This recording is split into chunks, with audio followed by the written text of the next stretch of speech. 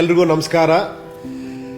ಪ್ರಜಾಪ್ರಭುತ್ವ ವ್ಯವಸ್ಥೆಯಲ್ಲಿ ಸರ್ಕಾರದಲ್ಲಿರುವಂತಹ ಹಣ, ಜಾಗ, ಕಾನೂನು, ಆಡಳಿತ ವ್ಯವಸ್ಥೆ ಪ್ರತಿಯೊಂದು ಕೂಡ ಪ್ರಜೆಗಳಾದ ನಿಮ್ಮಿಂದ ನಿಮಗೋಸ್ಕರ ನಿಮಗಾಗಿರುವಂಥದ್ದು.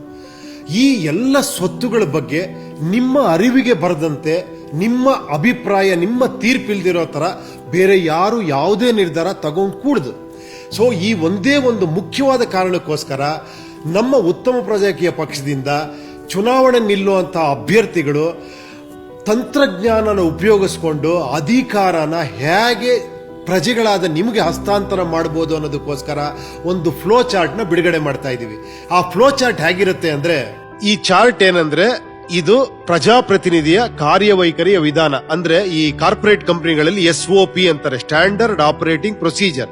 ಅಂದ್ರೆ ನಮ್ಮ ಉತ್ತಮ ಪ್ರಜಾಕೀಯ ಪಕ್ಷದಿಂದ ಯಾರೇ ಒಬ್ರು ಬಂದಿಲ್ಲಿ ಎಲೆಕ್ಷನ್ಗೆ, ಚುನಾವಣೆಗೆ ನಿಲ್ಲಬೇಕು ಅನ್ನೋರು ಈ ಕಾರ್ಯವಿಧಾನನ ಅನುಸರಿಸಲೇಬೇಕಾಗತ್ತೆ. ಅದರಲ್ಲಿ ಬಹಳ ಮುಖ್ಯವಾದ ಏನು ಅಂದ್ರೆ, ನೋಡಿ ಮೇಲ್ಗಡೆ ಹಾಕಿದೀವಲ್ಲ, ಪೋಲಿಂಗ್ ಮೂಲಕ ಜನರ ತೀರ್ಪು ಪಡೆಯದೆ ಜನಪ್ರತಿನಿಧಿಯು ಯಾವುದೇ ನಿರ್ಧಾರವನ್ನು ತೆಗೆದುಕೊಳ್ಳುವಂತಿಲ್ಲ.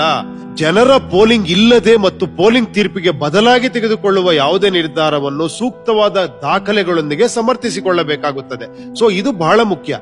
ಅಂದ್ರೆ ಈ ಪೋಲಿಂಗ್ ಮಾಡೋದಕ್ಕೆ ಬಹಳ ಮುಖ್ಯವಾಗಿ ಏನ್ ಬೇಕು ಅಂದ್ರೆ ಜನಸಂಪರ್ಕ. ಯಾರೇ ಒಬ್ಬ ಚುನಾಯಿತ ಪ್ರತಿನಿಧಿ ಪ್ರಜಾಕೀಯ ಪಕ್ಷದಿಂದ ಆಯ್ಕೆಯಾದ ಪಕ್ಷದಲ್ಲಿ ಆತ ಮೊದಲ ಮಾಡಬೇಕಾದ ಕೆಲಸ ಜನಸಂಪರ್ಕ. ಆ ಜನಸಂಪರ್ಕ ಮಾಡೋದಕ್ಕೆ ಯಾವ ರೀತಿ ಮಾಡಬಹುದು? ತಂತ್ರಜ್ಞಾನದ ಮೂಲಕ, ಮಾಧ್ಯಮಗಳ ಮೂಲಕ, ಆಡಳಿತದ ಅಂಗಗಳು ಮತ್ತು ಸ್ವಯಂ ಸೇವಕರ ಮೂಲಕ, ಜನಸಂಪರ್ಕ ಕೇಂದ್ರ ಮತ್ತು ಅಲ್ಲಲ್ಲಿ ದೂರು ಪೆಟ್ಟಿಗೆ ಇಡೋದ್ರ ಮೂಲಕ, ಮತ್ತೆ ವೈಯಕ್ತಿಕವಾಗಿ ಭೇಟಿ. ಇದು ಬಹಳ ಮುಖ್ಯ. ಗ್ರಾಮ ಸಭಾ, ವಾರ್ಡ್ ಸಭಾ, ಅಂದ್ರೆ ಹಳ್ಳಿಗೆ ಅಥವಾ ಸಿಟಿಲಿದ್ರೆ ವಾರ್ಡ್ಗೆ ಹೋಗಿ ಜನರನ್ನ ಭೇಟಿ ಮಾಡಿ ಅವರ ಕುಂದುಕೊರತೆಗಳೇನು, ಅವರ ಬೇಡಿಕೆಗಳೇನು, ಅವರ ಅಗತ್ಯತೆಗಳೇನು ಅನ್ನೋದನ್ನ ತುರ್ತು, ಮಧ್ಯಮ ಮತ್ತು ಕಡಿಮೆ ಆದ್ಯತೆಗಳೊಂದಿಗೆ ಜನರಿಂದಲೇ ಅದನ್ನ ಪಡ್ಕೊಬೇಕು. ಅಂದ್ರೆ ಕೆಲವನ್ನ ಬಹಳ ಬೇಗ ನಮಗಾಗಬೇಕಾಗಿದೆ ಈ ಕೆಲಸ, ಕೆಲವು ಪರವಾಗಿಲ್ಲ, ನಿಧಾನ ಆದ್ರೂ ಪರವಾಗಿಲ್ಲ ಅಂತ ಈ ಬೇಡಿಕೆಗಳನ್ನೆಲ್ಲ ಜನರಿಂದ ಪಡೆಯೋದ್ರ ಜೊತೆಲೆ ಕೆಲವು ಜಾಣ ಜನರ ಕಲ್ಪನೆಗಳು ಮತ್ತು ಸಲಹೆಗಳನ್ನು ಪ್ರತ್ಯೇಕವಾಗಿ ಪಡಿಬಹುದು. ಅಂದ್ರೆ ಇವಾಗ ಒಂದು ಹಳ್ಳಿಲಿ ಒಬ್ಬ ರೈತನಿಗೆ ಏನೋ ಒಂದು ಅದ್ಭುತವಾದಂತ ಐಡಿಯಾ ಇರುತ್ತೆ, ಅಥವಾ ಒಂದು ನಗರದಲ್ಲಿ ಯಾವುದೋ ಒಂದು ಸ್ಟೂಡೆಂಟ್ಗೋ ಯಾರಿಗೋ ಒಂದು ಅದ್ಭುತವಾದ ಐಡಿಯಾ ಇದ್ರೆ ಅದನ್ನ ಪ್ರತ್ಯೇಕವಾಗಿ ಸಂಗ್ರಹಿಸ್ಕೊಬಹುದು. ನಂತರ ಈ ತರ ಎಲ್ಲ ಬೇಡಿಕೆಗಳು ಮತ್ತು ಜನರ ಕಲ್ಪನೆಗಳನ್ನ ತಗೊಂಡ ನಂತರ ಇವುಗಳನ್ನಿಟ್ಕೊಂಡು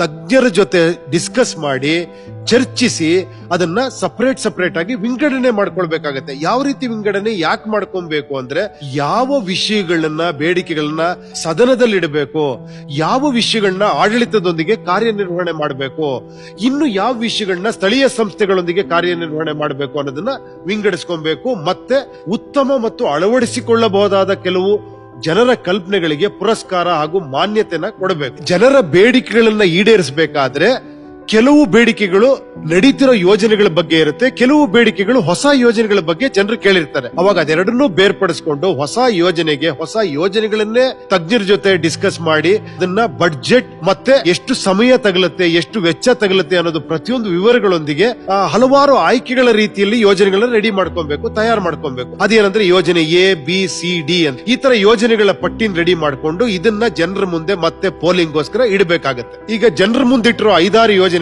ಜನ ಯಾವುದೋ ಒಂದು ಯೋಜನೆ, ಫಾರ್ ಎಕ್ಸಾಂಪಲ್ B ಯೋಜನೆ ನಮಗ್ ಬಡ್ಜೆಟ್ ಪ್ಲಸ್ ಬೇಗ ಆಗತ್ತೆ ಅನ್ನೋ ಒಂದು ಯಾವುದೋ ಒಂದು ಕಾರಣದಿಂದ ಹೆಚ್ಚಿನ ಜನ ಅದಕ್ಕೆ ಮತ ಹಾಕಿದ್ರೆ ಆ ಯೋಜನೆಯನ್ನ ಮತ್ತೆ ಈಗ ನಡೀತಿರುವಂತ ಪ್ರಸ್ತುತ ಯೋಜನೆಯನ್ನ ಜನಪ್ರತಿನಿಧಿ ಸಂಪೂರ್ಣ ಪಾರದರ್ಶಕತೆಯಿಂದ ಕಾರ್ಯನಿರ್ವಹಿಸಬೇಕು ಮತ್ತು ಜನರಿಗೆ ಅಂತಿಮ ವರದಿಯನ್ನು ಪ್ರಸ್ತುತಪಡಿಸಲು ದೃಶ್ಯ ದಾಖಲೆಗಳನ್ನು ಸಿದ್ಧಪಡಿಸಿಕೊಳ್ಳಬೇಕು.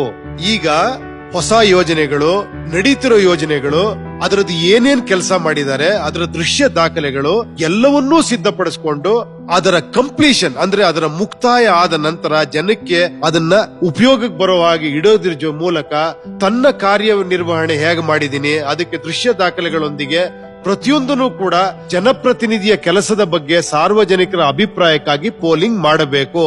ನಾನು ಯಾವ ರೀತಿ ಕೆಲಸ ಮಾಡಿದೀನಿ, ಇದು ನಿಮ್ಗೆ ತೃಪ್ತಿ ಆಗಿದ್ಯಾ, ಈ ರೀತಿ ರಿಸಲ್ಟ್ ಕೊಟ್ಟಿದ್ದೀನಿ, ಇದು ನಮ್ಗೆ ಇಷ್ಟ ಆಗಿದೆಯಾ ಅನ್ನೋದು ಕೂಡ ಪ್ರತಿಯೊಂದು ದೃಶ್ಯ ದಾಖಲೆಗಳೊಂದಿಗೆ ಆತ ಮತ್ತೆ ಜನರ ಮುಂದೆ ಹೋಗಲೇಬೇಕಾಗತ್ತೆ.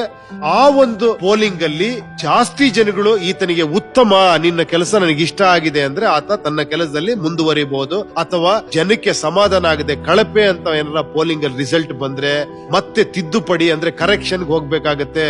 ಜನಪ್ರತಿನಿಧಿ ತನ್ನ ಕೆಲಸವನ್ನು ಸುಧಾರಿಸಿಕೊಳ್ಳಲು ಮತ್ತು ಸಾರ್ವಜನಿಕರಿಂದ ಸಕಾರಾತ್ಮಕವಾಗಿ ಮತ್ತೆ ಉತ್ತಮ ರೀತಿಯಲ್ಲಿ ಕೆಲಸ ಮಾಡಿದ್ಯಾ ಅನ್ನೋ ತೀರ್ಪು ಪಡೆಯಲು ಅವಕಾಶದಲ್ಲೂ 1 ಅಥವಾ ಗರಿಷ್ಠ 2 ಅವಕಾಶಗಳನ್ನ ಅವರಿಗೆ ಸಿಗುತ್ತೆ.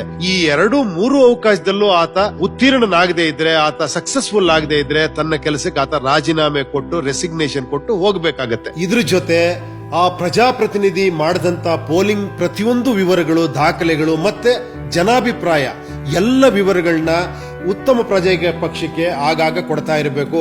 ಇದ್ರ ಜೊತೆ ನಮ್ಮ ಪಕ್ಷದ ವತಿಯಿಂದ ಕೂಡ ಆತನ ಕಾರ್ಯವೈಖರಿ ಬಗ್ಗೆ ನಾವು ಕೂಡ ಪೋಲಿಂಗ್ ಅಲ್ಲಿ ಜನಾಭಿಪ್ರಾಯನ ಆಗಾಗ ಸಂಗ್ರಹಿಸ್ತಾ ಇರ್ತೀವಿ. ಈಗ ಎಲ್ಲ ಕಡೆನೂ ಅಭಿಪ್ರಾಯ ಆತನ ಬಗ್ಗೆ ಸರಿಯಾಗಿ ಬರ್ದೇನೆ, ಆತನಿಗೆ 1-2 ಚಾನ್ಸ್ ಸಿಕ್ಕಿ ಕೂಡ ಆತ ಮತ್ತೆ ತನ್ನ ಕೆಲಸದಲ್ಲಿ ಒಳ್ಳೆ ಅಭಿಪ್ರಾಯ ಪಡ್ಕೊಳ್ಳಕ್ಕೆ ವಿಫಲನಾದಾಗ ಆತ ತನ್ನ ಕೆಲಸಕ್ಕೆ ರಾಜೀನಾಮೆ ಕೊಟ್ಟು ಹೋಗ್ಬೇಕಾಗತ್ತೆ. ಇಲ್ಲೇ ಬಹಳ ಮುಖ್ಯ ಇರೋದೇನೆಂದ್ರೆ ಆತ ತಾನೇ ರಾಜೀನಾಮೆ ಕೊಟ್ಟು ಹೋಗ್ಬೇಕು, ಆತನ ಕೆಳಗಿಳಿಸಕ್ಕಾಗಲ್ಲ. ನಾಳೆ ಆತ ಸಮಜಾಯಿಸಿ ಕೊಡಬಹುದು ಅಥವಾ ಹಠ ಮಾಡಬಹುದು ತಾನು ಕೆಲಸದಲ್ಲಿ ಮುಂದುವರಿತೀನಿ ಅಂತ. ಆಗ ಮಾತ್ರ ಒಂದು ಹೋರಾಟ ಮಾಡಿ ಆತನ ನಾವು ಕೆಳಗಿಳಿಸಬೇಕಾಗತ್ತೆ. ಯಾಕಂದ್ರೆ ನಾವು ಈ ವಿಚಾರದ ಮೇಲೇನೆ ನಿಮ್ಮ ಹತ್ರ ಮತ ಕೇಳಿರೋದು, ನೀವು ಈ ವಿಚಾರಕ್ಕೋಸ್ಕರನೇ ಬೆಂಬಲ ಕೊಟ್ಟು ಆತನಿಗೆ ಕೆಲಸ ಕೊಟ್ಟಿರೋದು. ನಾಳೆ ಇದರಲ್ಲಿ ಅನುತ್ತೀರ್ಣನಾದ್ರೆ ಆತನ ಕೆಳಗಿಳಿಸೋದಕ್ಕೋಸ್ಕರ ಒಂದು ಹೋರಾಟ ಮಾಡಬೇಕಾಗತ್ತೆ. ಅದಕ್ಕೆ ನಾನು ಸಿದ್ಧನಿದ್ದೀನಿ. ನಿಮ್ಮ ಬೆಂಬಲ ಬಹಳ ಮುಖ್ಯ ಅದಕ್ಕೆ. ಸೊ ನಿಮ್ಮ ಬೆಂಬಲ ಇದೆ ಅಂತ ನಂಬುತ್ತಾ ಎಲ್ಲರಿಗೂ ಒಳ್ಳೇದಾಗ್ಲಿ. ಜೈ ಪ್ರಜಾಕೀಯ. ವಿಚಾರಕ್ಕೋಸ್ಕರ ನಿಮ್ಮ ಮತ ಇರಲಿ, ವಿಚಾರಕ್ಕೆ ನಿಮ್ಮ ಬೆಂಬಲ ಇರಲಿ ಅಂತ ಹೇಳ್ತಾ ಎಲ್ರಿಗೂ ಧನ್ಯವಾದ. ಎಲ್ರಿಗೂ ಒಳ್ಳೇದಾಗ್ಲಿ. ನಮಸ್ಕಾರ.